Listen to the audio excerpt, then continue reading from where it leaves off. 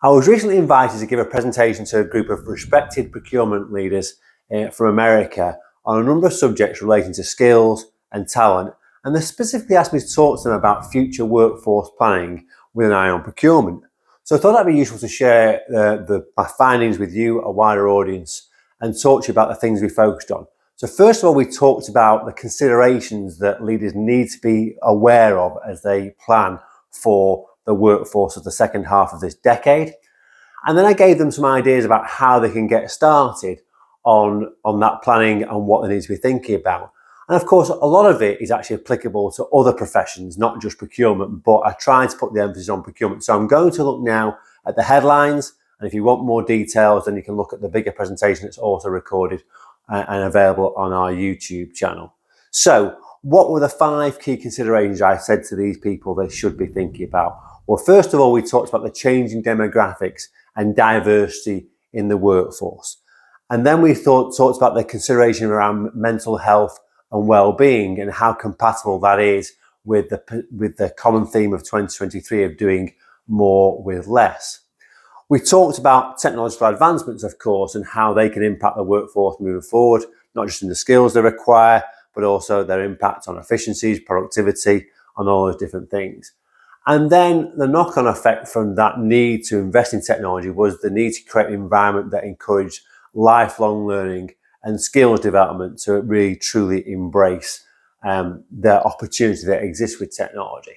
And finally, it was remiss of me not to touch on a key issue for many in procurement and supply chain, which is, of course, sustainability and CSR.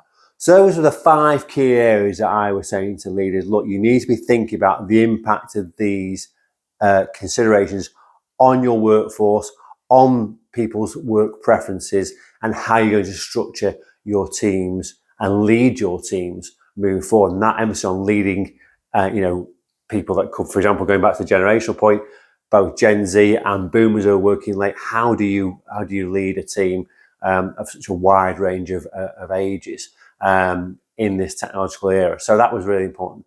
So then we talked about what can they do to start planning for this era, and this is what I came up with. So the first point was to plan your workforce transformation, and I got a really good question on this at the end of the presentation. How do you do that? And my answer was very simple. You need to get your leaders together, start thinking about these subjects, start exchanging ideas, make it a priority for your leadership meetings. It's not going to be something you're going to solve overnight, but certainly start to get it on the agenda as to what is our workforce going to look like and how are we going to go through that change program from where we are now to where we want to get to. And we also talked about the need to experiment with and integrate technology. The best organizations are really experimenting and either failing fast or building a meaningful use case that can see the return on investment.